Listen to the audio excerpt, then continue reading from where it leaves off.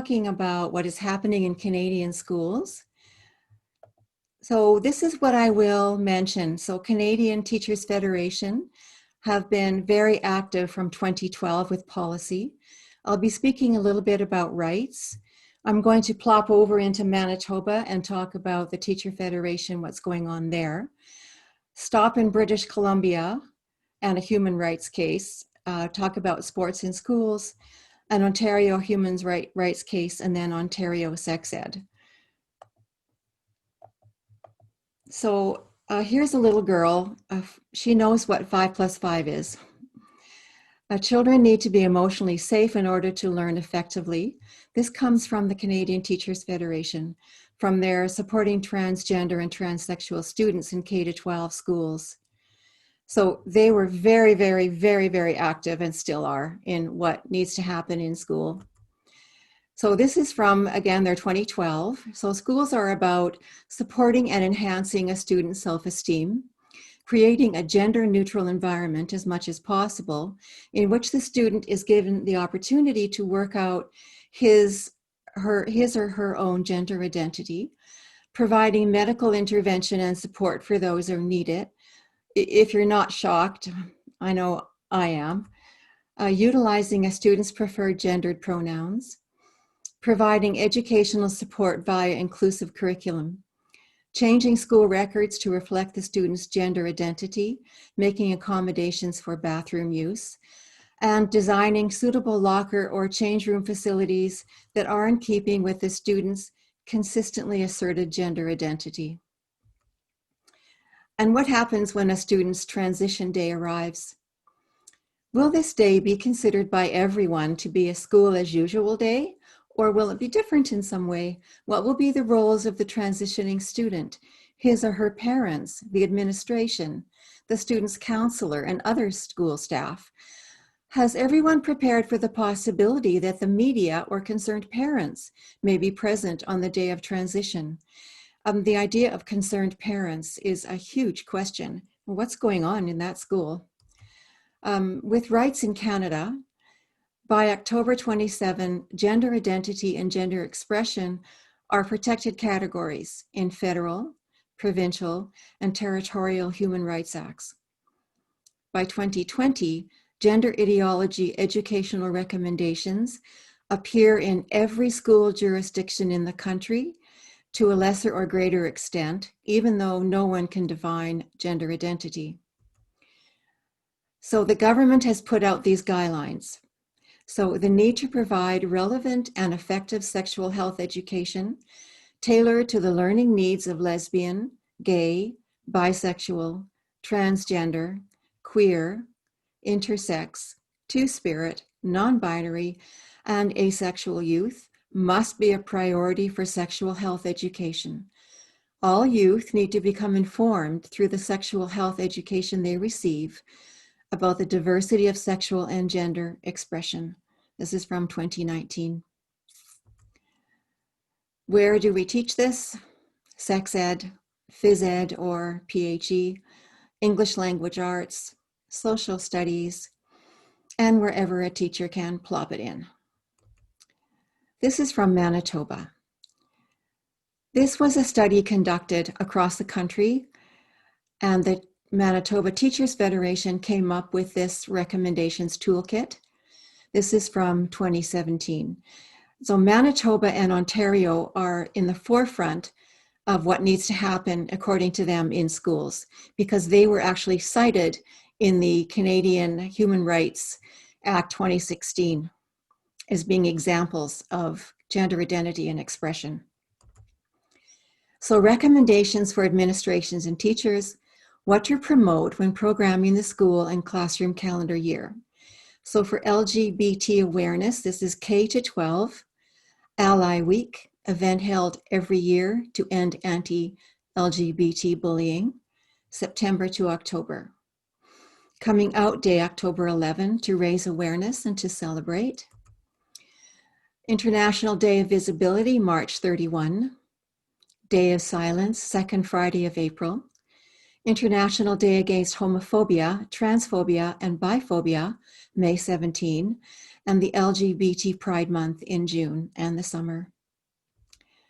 Spirit Day, October, LGBT History Month, October, Transgender Awareness Week, November, Transgender Day of Awareness, November, Pink Triangle Day, February. Notable absence, International Women's Day, International Day of the Girl, which would include information and actions around FGM, child marriage, school access, safety from rape, and menstrual products. Here's an example now from British Columbia of private education, and which there's a lot of this. So this is Salima Noon. This is from her website, her Empowerment Foundation. She gives body science workshops online with a paywall. But she also does school workshops and presentations to student bodies across BC. The screen that you see here is for grades 6 to 7, ages 11 to 12. Notice that she covers everything, including, if you notice the two feathers, that represents the so-called two-spirit. In British Columbia also, there is this powerful organization, which I think is extremely important for you to know about. So SOGI 123 and the ARC Foundation. So SOGI 123 is affiliated with British Columbia's Education Minister. I actually think it's mandated, and its curriculum is in 60 school jurisdictions and counting. So SOGI, Sexual Orientation and Gender Identity. 1, policies. 2, inclusive environments. And 3, teaching. So the ARC Foundation and its program could be considered an indoctrination tool of a powerful LGBT plus organization based in Vancouver. They got going in 2007. This is from their website. Notice their logo. And this is their, what they call their mandate. Notice the beautiful graphics. Because every student should feel safe and see themselves in the world around them, which of course, who can argue with? ARC's foundation goal is to be in every Canadian school and is seeking financial collaborators for expansion into additional provinces. And actually they're like tentacles and they have some in all over. An example of their approach in St. Albert, Alberta. SOGI team leads run workshops that include the history of heteronormativity in Canada, decolonization and settler sexuality and Indigenous queer identities, referring to two-spirit, a term that did not exist before 1990, is not transgender, but has been absconded by the trans ideology. So one thing that Canadian teachers are responsible for is decolonization in the classroom, but also they do have to address Indigenous issues because of the reconciliation that is happening in our country, where teachers must address basically on a daily basis how each of us deals with a reconciliation on a one-to-one basis. So the ARC Foundation, Friends of SOGI 123, I think this is really important that you see just how powerful they are. So they have alliances with LGBTQ plus charities and organizations, the BC Teachers Federation, Out in Schools Education Program, Community, BC's Queer Resource Center, Transcare BC, Pride Education Network Canada-wide, EGAL, also nationwide. This used to stand for Equality Gays and Gays and Lesbians Everywhere. And then the Gay, Lesbian, and Straight Education Network, which is out of the US. Gender Spectrum, Dancing to Eagle Spirit Society, again, making sure they're into the Indigenous community. Gender Unicorn with the transstudent.org. Self and Caring School for Two-Spirit Youth, again, the Indigenous people. Camp Out, Leadership and Learning Summer Camp. Ages 14 to 21 in BC and the Yukon Territory. And I understand that actually SOGI is, some curriculum is in the Yukon. So notice that they are definitely spreading out in the country. Also the Committee for Sexual Diversity and Gender Identity. The headquarters are in Montreal, Quebec. And again, now they are in Quebec, Canada. And I believe there is also curriculum starting up there as well. and the Canadian Olympic School Program. So this is everywhere. I'm going to just address here the You Can Play project.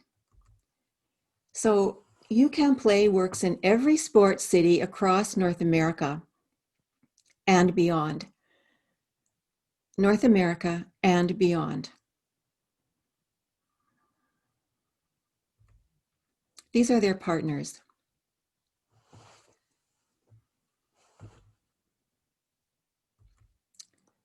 This is their program, the Canadian Olympic School Program. I'd like to point out in the black column, join the Canadian Olympic School Program by signing up with the Olympic Cup to receive emails with the latest classroom resources. So notice this is directed toward the teachers. And this is the go-to policy document, creating inclusive environments for trans participants in Canadian sport.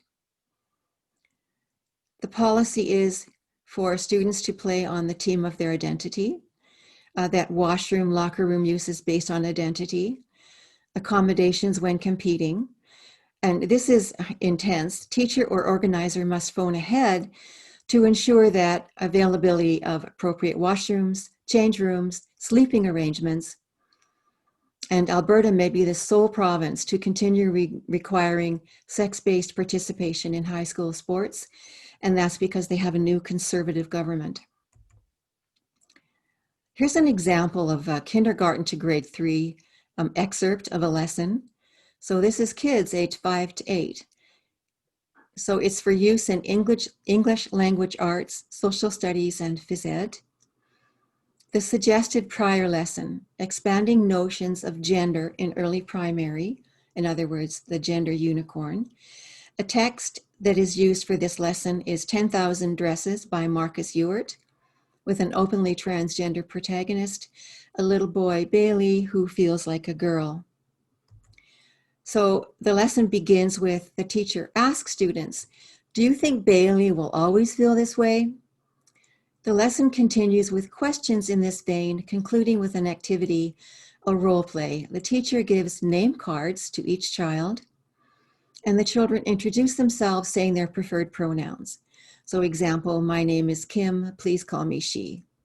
My name is Ben, please call me they, them. My name is Bailey, please call me she. This is little kids are being indoctrinated to accept this program, to accept this way of thinking. There's a pushback in BC. I'm not going to go through this entire slide. This will be posted on YouTube and you will be able to slow it down and read it for yourself. But what's important is there is a pushback. But what is really important to note is that the education ministry is very powerful, and this is mandated because it's in the Human Rights Act, which means that even if SOGI was discontinued, then there would have to be another way of approaching gender identity and expression in the schools. Here's an important human rights program or policy thing that's happening in BC. So this is with the Chilliwack school trustee and Barry Neufeld. So Neufeld publicly criticized the SOGI 123 curriculum on Facebook. So the Chilliwack School District Union Local 411, support staff of 800 members, filed a complaint because the district violated a section of the code by failing to take any actions against Mr. Neufeld.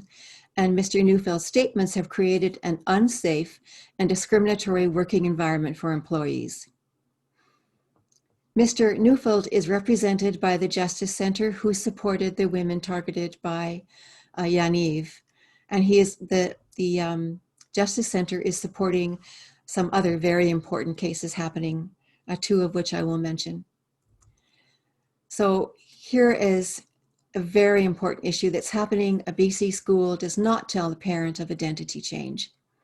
Again, this is a very content-heavy slide, but just briefly, the father wound up in court having to agree, whether he liked it or not, that the teen was exclusively entitled to consent to a specific treatment if it is one he understands, not treatment for gender dysphoria generally. In other words, when this began, the child was 11 and she was supposed to understand the agreement of testosterone and gender changing hormones. What's happening in Ontario, elementary curriculum and the Teachers Federation is slightly crazy, it seems. So a headline in the Daily Mail, UK, Saturday, October 12th, 2019, I hope you can read this. Canadian elementary school teachers attend LGG, BD, TTI, QQ, AAPP, inclusive training session. Sorry, I'm not talking very well. Would you understand the title? So in 2018, parents of a grade 1 girl filed a complaint with the Ontario Human Rights Commission because their 6-year-old became confused during her school year due to lessons suggesting no such thing as a girl, no such thing as a boy. The parents are arguing that sex-based identity rights must be upheld, and the mother founded the Canadian Gender Report. This is still ongoing, and they're represented by the Justice Centre. In Ontario, the sex ed program was introduced, a new one in 2015, including gender identity and gender expression from K to 12. In 2018, the new Conservative government pulled that curriculum due to faith-based opposition. The Sikh community, Muslim community, the Catholic community were not happy with what was happening in that curriculum. The Elementary Teachers Federation of Ontario sued the government for repealing, but the court has ruled against them. The Civil Liberties Association sued to block the sex ed changes. And despite media praising the curriculum, the teachers lauding it, and 2 transgender teens suing because they would not be safe without it, gender identity and gender expression has been moved to grade 8 as of this year. So maybe there are no 5-year-olds talking about girls with penises. We can only hope. And my last slide, it concerns, we know that the gender unicorn is ubiquitous across the country. So this is put out by wethefemales.com with a whole different take on how we should teach this. So the gender scientists are looking at male and female.